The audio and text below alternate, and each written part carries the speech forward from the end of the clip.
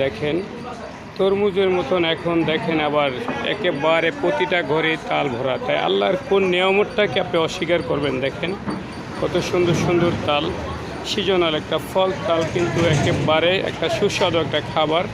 এটার ভিতরে যে পানিটা, এই পানিটাই অনেক শরীরের জন্য অনেক উপকারী। তাই দেখেন আল্লাহ আমাদের জন্য কত নিয়ামত রাখছেন।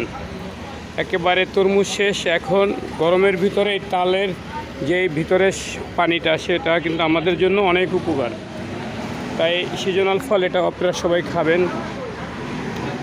আল্লাহর কত মেহেরবানি, কত সুন্দর সুন্দর ফল আমাদের জন্য রাখছে। সিজনাল ফল, অনেক সুন্দর সুন্দর ফল, কত সুন্দর দেখেন। একেবারে প্রতিটা ঘরে এরকম তাল, যেরকম প্রতি ঘরে কিছুদিন আগে শুধু তরমুজ ছিল, এখন খালি এই আপনার তাল। মাশাআল্লাহ দেখেন এক ট্রাক তাল আসছে।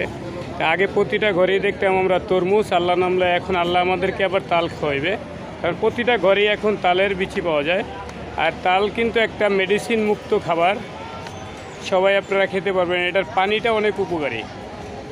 দেখেন যেরকম প্রতিটা ঘরেই আগে দেখতাম খালি তরমুজ, এখন প্রতিটা ঘরেই ইনশাল্লাহ তাল। কত সুন্দর সুন্দর তাল। আল্লাহর নিয়ামত কোনটাকে আপনি অস্বীকার করবেন?